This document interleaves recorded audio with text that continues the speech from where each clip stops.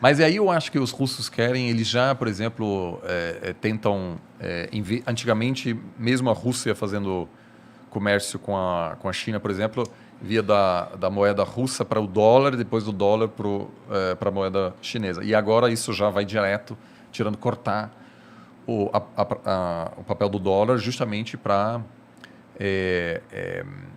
reduzir o poder de barganha dos Estados Unidos. Entendi. Agora, então, pode haver sim um ataque iminente, mas eu assim também acompanho no jornal, etc. Eu acho que haveria algum tipo de retórica mais pró-guerra, dizendo que agora chegou a hora da Rússia, enfim, mostrar quem é. Algo assim, mas não está tendo isso. Mas isso pode mudar, eu acho que só tiver um conflito se tiver alguma coisa... Pode ser algum ataque dentro da Ucrânia contra a população russa, por exemplo, ou contra os rebeldes pró-russo que já ocupam, pró-Rússia que já ocupam a parte da Ucrânia. Eu ainda acho que o cenário mais provável é uma pequena invasão, que na verdade é uma violação da soberania, mas não uma ocupação inteira, porque daí você teria o mesmo problema que os Estados Unidos tinham no Afeganistão e no Iraque, que você começa a ter rebeldes, guerrilha, e isso aí vira um pesadelo. O presidente que está lá agora, ele é pró-Rússia? Não, o presidente, o Zelensky, é uma pessoa, enfim, que é um comediante, e o papel dele, que ele mais fez sucesso, foi de presidente da Ucrânia. Você tá de Peraí, ele é sacanagem. comediante? Ele era, essa é a profissão dele. Que pira, ele cara. tinha um Caralho, programa... é o Bolsonaro do... Não, ele nos programas ele enfim, era o presidente, só que no programa dele. A eleição dele é um sinal de um cansaço terrível da população ucraniana com o sistema político. Muita corrupção. Então, quando eles elegeram esse cara, também foi uma forma do eleitor dizer à elite política, a gente cansou de vocês.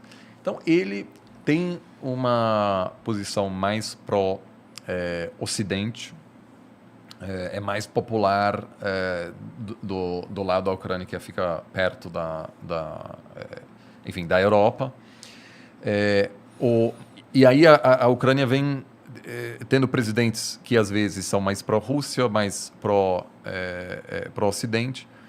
O atual tem uma taxa de aprovação baixíssima. Então tem duas teorias. Ou uma invasão levaria ao colapso porque a população diz: eu não vou morrer defendendo esse governo, que é um palhaço, é um profissional de fato. Que loucura. Volte a fazer o que você estava fazendo. Uma pessoa que não sabe governar, etc. É muito raro você ter uma pessoa que vem totalmente de fora e faz um bom governo. Porque é muito difícil governar e o cara não tinha nenhuma experiência. Ainda mais se a sua experiência era atuar como presidente. Atuar mesmo no teatro. E a outra, Exato. mas a outra alternativa é a invasão desperta, de repente, um apoio ao governo. E não dá para saber, né? Não dá para saber. Isso que aconteceu, aliás, no governo Bush, no 11 de setembro. O Bush já estava assim, as pessoas começavam a perceber que aquilo não era um bom presidente, né? Uma pessoa muito incapaz, etc. Aí aconteceram os ataques, viram Bush com a bandeira americana lá em Nova York e, de repente, de um dia para outro, tinha uma taxa de aprovação muito alta, que levou ele à loucura para... enfim, que ele guerra ao levou terrorismo. no final a guerra no Iraque, que um líder menos popular jamais poderia ter feito. Então, ninguém sabe como a Ucrânia vai reagir. Isso é o grande problema, e isso também é o problema do Putin. Porque ele claramente não quer se envolver aí no negócio que, aliás, a Rússia já viveu nos anos 80, quando invadiu o Afeganistão. Ficou 10 anos lá e foi um terror. E o que aconteceu naquela época? Os americanos começaram a financiar os Mujahideen, que depois explicam a ascensão do Talibã. Os americanos apoiaram radicais que depois vamos dizer, se transformaram no grupo que acabou atacando os Estados Unidos no 11 de setembro. Então, o que os americanos fariam no caso de uma invasão russa na Ucrânia? Iam mandar muitas armas para a resistência. Então, aquilo aí é um negócio que eu acho que para a Rússia, eu acho que não compensaria, porque o custo econômico é enorme num país que, assim, tem reserva, mas uma ocupação é muito, muito cara. Penoso, né? Eu acho que eles não vão querer, né? Porque se eles ocuparem a OTAN... Porque a OTAN não estava querendo colocar uns exércitos lá na fronteira? Não estava rolando uns negócios assim? Eu acho que, assim, os Estados Unidos cometeram um erro gravíssimo, porque em 2008 o Bush falou que algum dia a Ucrânia vai fazer parte da OTAN, que do ponto de vista americano é totalmente desnecessário. Para que agregar a Ucrânia à OTAN? A lógica da OTAN foi de se defender da Rússia, então um ataque aos alemães, etc. Então, basicamente, querendo impedir que a Rússia pudesse ocupar indústrias, por exemplo, na Alemanha, na França, né? Agora, o ganho estratégico dos Estados Unidos integrar a Ucrânia na OTAN é praticamente zero. É só encher o saco da Rússia. Pior, porque se a Ucrânia sofrer um ataque, os Estados Unidos é obrigado a entrar no conflito. E a população americana não quer isso. O Trump foi bastante honesto. Ele falou, olha, alguns países da OTAN, eu não sei se os Estados Unidos querem defender. Porque a OTAN surgiu numa lógica da Guerra Fria que hoje, a princípio, não existia mais. Então, foi uma grande provocação também, ao meu ver, uma cegueira, talvez, porque a Ucrânia até pode, vamos dizer, dá para defender a democracia na Ucrânia, etc. Agora, e os Estados Unidos, na verdade, não tinham um plano concreto, ele só falou. E aquilo gerou uma angústia muito grande na Rússia. Então, por isso eu acho que os Estados Unidos não está disposto a mandar tropas para os ucranianos. Não é um país tão relevante. Os russos encontram... Kiev vamos dizer, é o início da civilização russa. Então, para eles é muito mais importante. Pode crer. E outra, se tiver um soldado americano matando um soldado russo, por que as bombas atômicas não começam a voar, tá ligado? Tem uma série de acordos, linhas, né, de diálogo para justamente evitar que esse tipo de coisa pode rapidamente levar a um conflito. Entendi.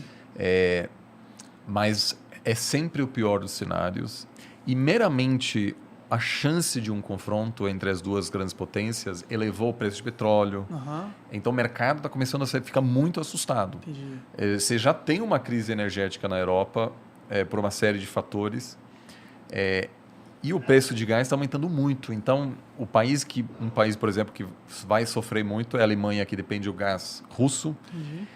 Uma vez que você tem um conflito acontecendo, você ainda pode confiar que a Rússia vai te passar gás. É verdade. Apesar de você fazer parte de uma aliança militar que está em conflito com você. Verdade, né? Pode ser, mas pode ser que não. Pode cair uma bomba num gasoduto e aí... E já era. A Alemanha, 40% do gás natural que a Alemanha importa vem da Rússia. Caralho. Por isso os alemães estão muito assustados e não querem uma escalação. Então, esse risco existe, é real. Tem muitas manobras acontecendo do exército americano perto do exército russo no Mar Negro. Isso é muito assustador, porque às vezes é um erro humano que pode levar a, enfim, um confronto que pode levar a um conflito. Foi assim que a Primeira Guerra Mundial começou, foi uma guerra sem querer. Ninguém queria iniciar a Primeira Guerra Mundial. Então, nesse caso, portanto, os diplomatas desempenham tanto agora em querer baixar as tensões, basicamente. Entendi. Eu acho que o mundo está tão conectado no comércio que eu também não acredito que os caras querem uma briga entre dois cachorros tão grandes, tá ligado? Então, esse é um dos grandes argumentos, eu não estou te chamando de liberal, mas não, claro. O liberalismo, que não tem a ver com... É uma coisa diferente do pensamento liberal doméstico, mas a teoria liberal diz que quanto mais comércio existe entre nações, menor o risco entre eles, porque tem grupos de interesse em cada país que vão se empenhar para evitar um conflito. Sim, faz sentido, na minha opinião. Exato. Agora, Os pensadores realistas dizem que aquilo acaba sendo secundário na hora do país pensar no seu interesse nacional, que é, como eu falei, né, proteção da fronteira, da integridade territorial, porque na Primeira Guerra Mundial, a Alemanha e a Inglaterra tinham laços comerciais muito fortes. Só que daí entrou o nacionalismo e, apesar de grandes perdas, as elites da Alemanha, que sabiam que iam ter que abrir mão do acesso ao mercado britânico e dos produtos ingleses, que eram importantes para a economia alemã, toparam, apoiaram o confronto, a guerra. Então, você tem vários... Isso é um grande exemplo de que o comércio não é uma garantia. Sim, com certeza. Eu acho que ajuda, mas não é uma garantia. Né? Porque um dia me parece bastante provável que vai haver algum tipo de conflito entre os Estados Unidos e a China, apesar de ser a relação comercial mais importante que temos hoje. Pode crer, né? Tá aí, talvez a bomba atômica segure. Corretíssimo. A presença das armas nucleares é uma espécie de... É um incentivo para evitar um confronto. Porque... Se o confronto existir, é fim de jogo para todo mundo, né? Exato. Então, hoje eu acho que a chance de um confronto envolvendo soldados americanos e russos é pequeno. O grande drama dos Estados Unidos é que os Estados Unidos não quer fazer de tudo para defender a Ucrânia. E a Rússia sabe disso. Então, a Rússia, no fundo, sabe que pode ocupar a Ucrânia e que vai ver... eles vão mandar tropas, etc. Eles vão mandar equipamentos militares, mas isso não vai ser suficiente. Você, de fato, para defender, você precisa de tropas defendendo o país. Segurando os equipamentos. Não vai haver... não tem apoio americano na população para defender um país que a maioria nem sequer sabe onde fica. E que tem um valor estratégico pequeno. Talvez 15 anos atrás, 20 anos atrás, até daria. Por isso que os americanos toparam invadir. A população era a favor da invasão ao Iraque e do Afeganistão, porque havia uma sensação de que... Somos a polícia do mundo. Que hoje não existe mais. Né? Tem, assim, claramente o argumento de que os Estados Unidos precisa se dedicar mais a desafios internos e menos a questões externas foi o grande argumento do Trump. Sim. E o Trump, sem a pandemia, tivesse sido reeleito super tranquilamente. É mesmo? Sim. Olha lá, que interessante. Ele não soube gerenciar. Entendi. Então, esse desejo de marcar presença, etc., hoje não existe mais. E é justamente isso que também incentiva países como a Rússia e a China a... ganhar mais poder. Exato.